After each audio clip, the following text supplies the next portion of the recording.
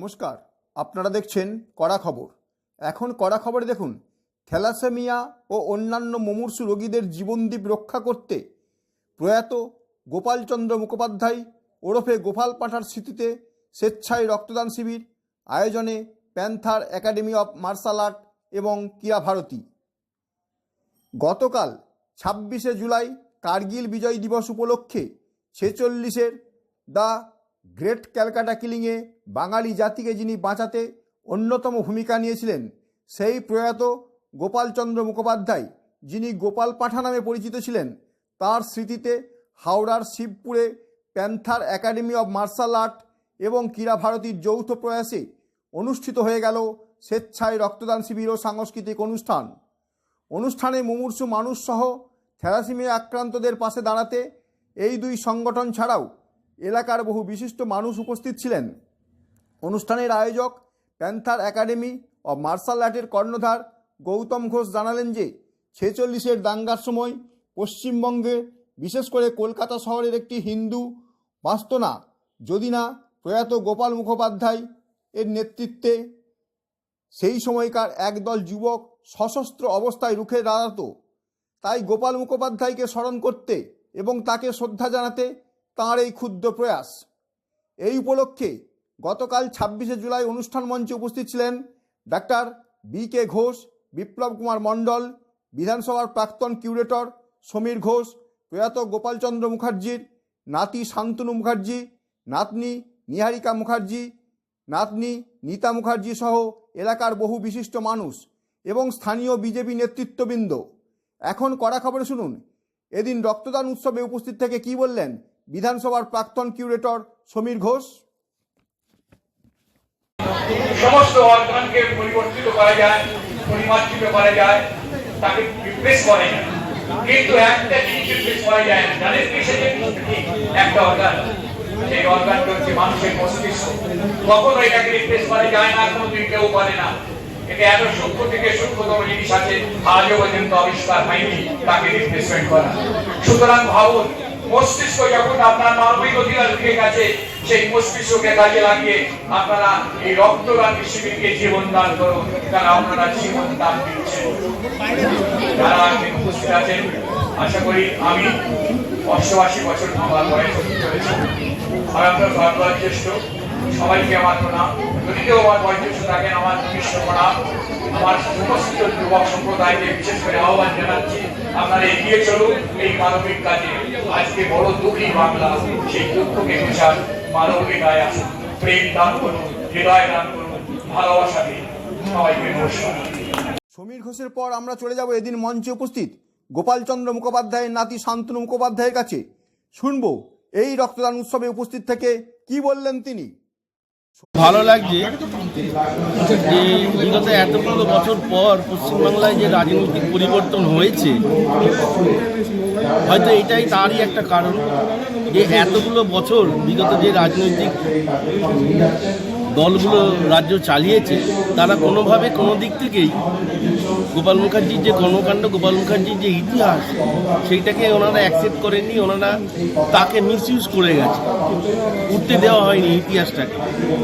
এই ইতিহাসটা আজকে পশ্চিমবাংলার ভারপ্রাপ্ত মাননীয় মুখ্যমন্ত্রী শুভেন্দু অধিকারী মহাশয় যিনি ঘোষণা করেছেন 20শে জুন ভারত কেশরী শ্যামাপ্রসাদ মুখোপাধ্যায়ের জন্মদিনের দিন, যে পার্ক সার্কাসের ওখানে একটি রাস্তা নামাঙ্কিত করা হলো গোপাল মুখার্জি স্মরণী।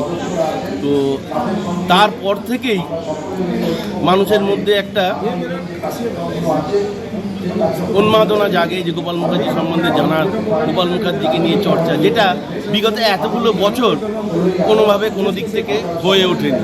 স্বাধীনতার ৭৯টা বছর কেটে গেল, আর এই ৮০তম স্বাধীনতা সামনেই আসছে। তার প্রাক্কালে আমরা দেখতে পাচ্ছি যে গোপাল মুখার্জিকে এতদিনে স্মরণ হচ্ছে, ঠিক কথাই, কিন্তু শুধু গোপাল মুখার্জি নয়, যে সমস্ত বাঙালি স্বাধীনতা যোদ্ধারা ছিল তাদের সকলকেই প্রায় ভুলিয়ে রাখা হয়েছিল। আপনি কি মনে করেন নতুন করে জাগার একটা সময় এসেছে? না, ভুলিয়ে রাখা হয়েছিল এই কথাটা একটু ভুল হলো। তাদের কাজ তারা করে গেছে, বাঘাযতীন লড়াই করে গেছে দেশের জন্য, ক্ষুদিরাম বসু হাতে রিভলভার নিয়ে, বোম নিয়ে লড়াই করে গেছে। এটা আমাদের দুর্ভাগ্য, তার পরের প্রজন্মের দুর্ভাগ্য যে তাদেরকে আমরা অনুকরণ করার মতন ক্ষমতা আমাদের নেই, আমরা অনুসরণ করতে পারিনি। বিগত 80 বছরে গোপাল মুখোপাধ্যায় 2005-এ মারা গেছে। গোপাল মুখোপাধ্যায়কে আজকে আমরা স্মরণ করছি, ওই আমরা এতগুলো বছর তো সেই মানুষটাকে যে একবারের জন্য স্মরণ করিনি, বা তার কি কর্মকাণ্ড তাকে তো অনুসরণ করার চেষ্টা করিনি। শুধু কি মূর্তি বসালাম, শুধু কি প্রোপাগান্ডা করলাম, বা শুধু আমি ব্লাড ডোনেশন ক্যাম্প করলে হবে না।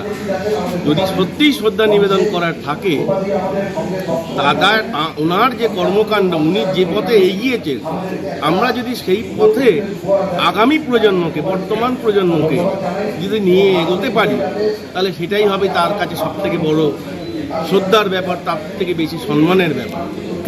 এরপর আমরা চলে যাব এদিন উপস্থিত গোপালচন্দ্র মুখোপাধ্যায়ের নাতনি নিহারিকা মুখোপাধ্যায়ের কাছে। শুনবো মঞ্চ থেকে কি বললেন তিনি। যারা আজকে এই রক্তদান শিবিরটা আয়োজন করেছে, Krida Bharati, Panther Academy, Martial Art, এনাদের আমরা অনেক ধন্যবাদ জানাচ্ছি যে আজকে দাদু মানে শ্রী গোপালচন্দ্র মুখার্জির স্মরণে যে এইরকম একটা রক্তদান শিবির আয়োজন করেছে। এই প্রথম আমরা এরকম একটা রক্তদান শিবিরে এসেছি, যেটা আমার দাদুর সঙ্গে, দাদুকে নিয়ে, দাদুর স্মরণে হয়েছে। তাই জন্য এই প্রত্যেকের সদস্য এবং সদস্যদের আমরা অনেক অনেক ধন্যবাদ জানাচ্ছি। এবং এই ছোট ছোট বাচ্চারা যে মার্শাল আর্ট শিখছে, সত্যি গোপাল মুখার্জিরও একটা মানে উনি যে 46-এর দাঙ্গা উঠে দাঁড়িয়েছিলেন মানুষদের নিয়ে, যেসব সংগঠন মানে নিজের সংগঠনকে নিয়ে, তাদেরও বলেছিলেন যে দাঙ্গা রুখতে গেলে নিজেদের আগে শক্ত হতে হবে, নিজেদের চরিত্র গঠন করতে হবে। নিজেরা যদি দুর্বল হয় তাহলে কিন্তু দাঙ্গা রোখা যাবে না। তাই এই রকম মার্শাল আর্ট আরো যদি কিছু লাঠি খেলা, যেসব জিনিসগুলো হারিয়ে গেছে, এইরকম জিনিসগুলো সময় এসেছে, এইসব জিনিসগুলো আবার যাতে হয় সেটার জন্য আমরা অনুরোধ জানাচ্ছি। কুস্তি, লাঠি খেলা, এইসব জিনিস, এগুলোর জন্য কোনো অস্ত্রের দরকার লাগে না। তো এটার জন্য দরকার একটা প্রশিক্ষণের। তো ছোট ছোট এইসব ক্লাবগুলো যদি নিজেদের মধ্যে এই মানে এই শিক্ষাগুলো, ছোট ছোট অর্গানাইজারগুলো যদি এগিয়ে আসে, এবং প্রত্যেকটি মানে আমরা যেভাবে বাঙালি এবং হিন্দুরা এবং অন্যান্য জাতিরা যেভাবে আমরা ঐক্যবদ্ধ হয়ে যেন আমরা লড়তে পারি, যেরকম কোনো একটা সম্মুখীন হলে, কোনো বিপদের সামনে পড়লে। নিহারিকা মুখোপাধ্যায়ের পর আমরা শুনব সংস্থার কর্ণধার তথা প্যান্থার একাডেমি অব মার্শাল আর্টের কর্ণধার গৌতম ঘোষের কথা। শুনব তাঁর এই অনুষ্ঠান প্রসঙ্গে তিনিই বা কি বললেন। মানুষের রক্ত ব্যাপারটা অনেক এই গরমকালে শর্টেজ হয়, সেইটা পরিপূরণের জন্য আমরা একটা ছোট্ট প্রচেষ্টা করেছি। আর গোপাল মুখার্জির নামে আমরা এই কারণেই করলাম, আমাদের গোপাল মুখার্জির আমাদের বাংলার অনেক অবদান আছে বাংলার জন্যে, তাই ওনাকে ছাড়া তো আমরা ভাবতে পারি না। তো বিগত দিনগুলো যাতে আমরা ওনার মতন কোনো মানে উদ্যোগী কিছু হতে পারি বা মানুষকে, সমাজকে সচেতন করতে পারি, তার জন্য ওনার স্মরণে আমরা করেছি। গোপাল মুখার্জি ছিল বলেই 1946-এর ক্যালকাটা কিলিংয়ের মতো একটা দাঙ্গাকে রোধ করে দেওয়া গেছিল। এবং আজকে আমরা যে পশ্চিমবঙ্গে বাস করছি, সেই পশ্চিমবঙ্গে আমরা হিন্দুত্বের বড়াই করতে পারতাম না। সেই সময় মুসলিমরা যেভাবে আমাদের ক্যালকাটা কিলিংয়ে হিন্দুদের উপরে অকথ্য অত্যাচার করেছে, শয়ে শয়ে মানুষকে মেরে দিয়েছে, তখন গোপাল মুখোপাধ্যায়ের নেতৃত্বে যদি সাধারণ যুবক যুবতীরা এগিয়ে না যেত, তাহলে কিন্তু আমরা আজকে পশ্চিমবঙ্গ পেতাম না। এই ব্যাপারে কি বলবেন?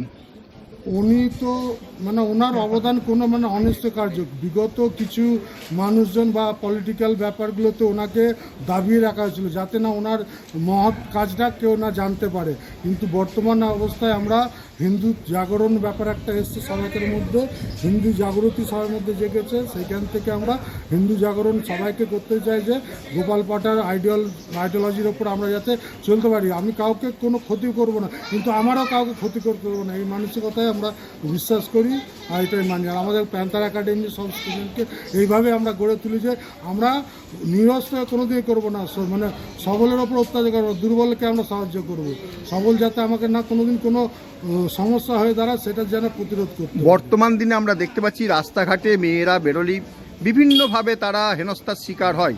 তাই কি মার্শাল আর্ট তাদের শেখানোর ব্যাপারে আপনি আগ্রহী ভূমিকা নিয়েছেন? একদম একদম মানুষের দুর্বলতার সুযোগ নিচ্ছে সবাই, দুর্বলতা এবং সহজ সরলতাটা সবাইকে মানুষের কাছে যেন একটা অভিশাপ হয়ে গেছে যে আপনি যদি সোজাভাবে মানে মানুষের সঙ্গে যদি মিশতে চায় সে আপনাকে সুযোগ নিয়ে নেবে। সেইখানে কিন্তু আপনাকে অনেক সজাগ হয়ে থাকতে হবে যে আমি কোথায় আমি নিজের জায়গাটা না খুইয়ে ফেলি। গৌতম বাবুর পর আমরা চলে যাব এদিন উপস্থিত আরও এক বিশিষ্ট ব্যক্তিত্বের কাছে, শুনবো গোপাল মুখার্জি সম্পর্কে তিনিই বা কি বললেন। গোপাল মুখোপাধ্যায় কিন্তু এই ভারতীয় জনতা পার্টি বা তার আগে যে ভারতীয় জনসংঘ ছিল তারও আগের মানুষ হচ্ছেন এই গোপাল মুখোপাধ্যায়।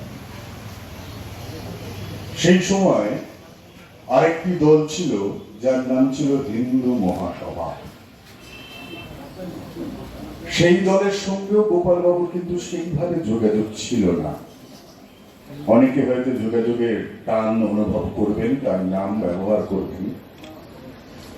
তিনি শুধুমাত্র যেটা চেয়েছিলেন সেটা হচ্ছে পশ্চিমবঙ্গে আমাদের যে হিন্দু নরনারী যারা রয়েছেন তাদেরকে বাঁচানোর প্রচেষ্টা করেছিলেন। গ্রেট ক্যালকাটা কিলিং, এই গ্রেট শব্দটা কিন্তু এখানে মহান অর্থে নয়, এটাকে মাথায় রাখেন। এখানে গ্রেট শব্দটা ব্যবহৃত হয়েছে নক্কারজনক ভাবে সব থেকে বৃহৎ সেই শব্দকে ব্যবহার করার জন্য great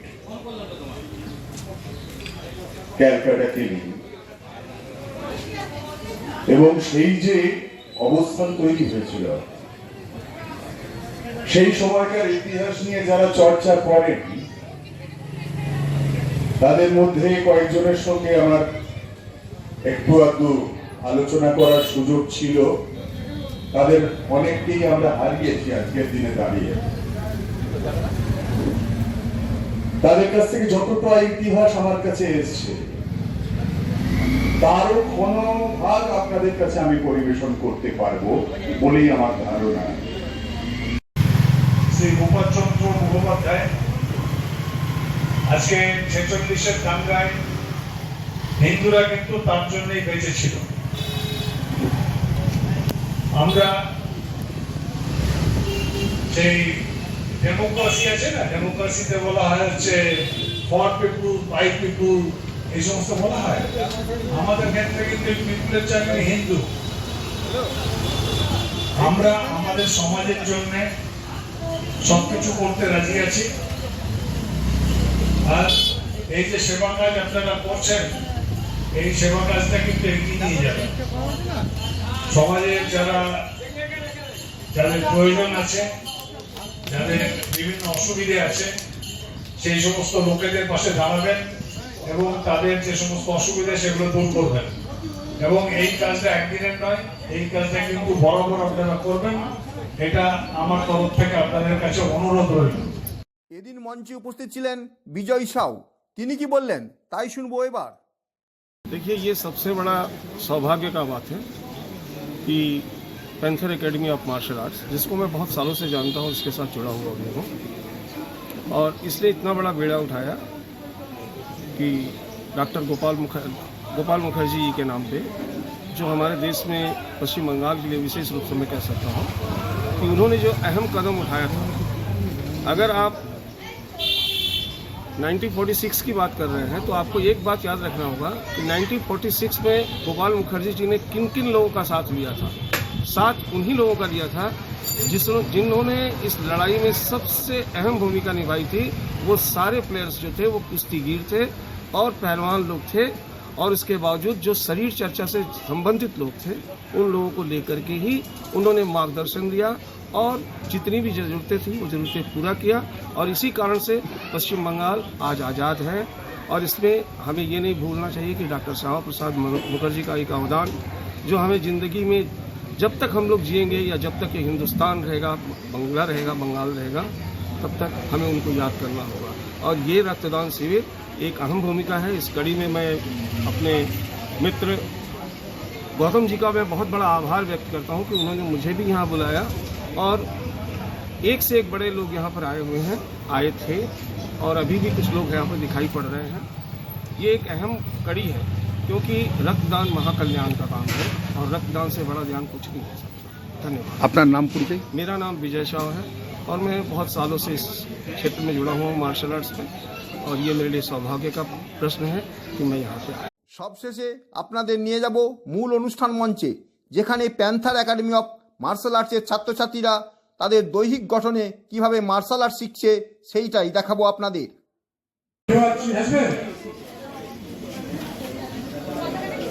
Get to your Saman duty. 1 count, 3 punch. Say it.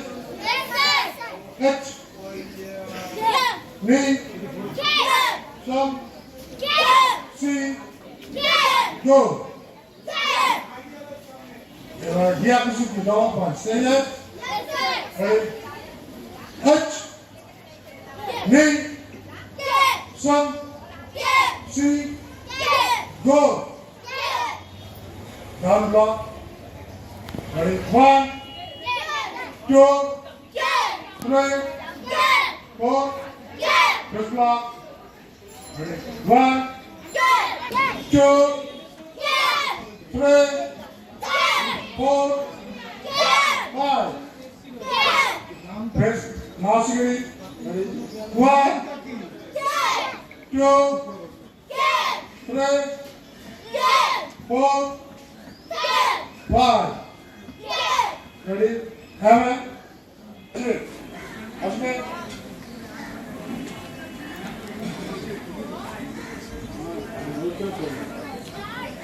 Hashmi, start. There go me. Listen to John now.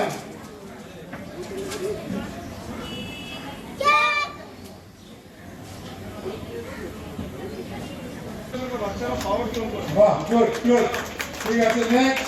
1, 2, 3, 4, 5, 6, 7. Next. 2, 3, 4, 5, 6. Thank you. Hammer. 2, 3, 4, 5. Now stop. গলাটা ছাড়ালো, তারপর পাঁচ করলো। Next attack. কেউ যদি গলা সিঙ্গেল হ্যান্ডে ধরে নেয় কি করে তাকে নিজে বাঁচাবে সেটা ওরা দেখাচ্ছে। গো।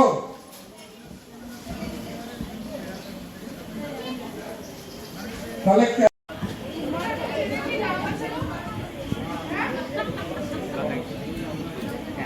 ছোট করে করবো।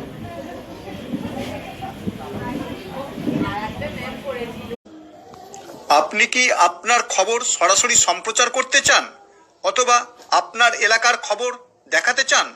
তাহলে যোগাযোগ করুন কৃষ্ণপ্রসাদ পাত্র, ফোন নম্বর 8622800252 অথবা 8282860856 এই নাম্বারে, অথবা অর্জুন সেন CPRO, ফোন নম্বর 9433138840 এই নাম্বারে।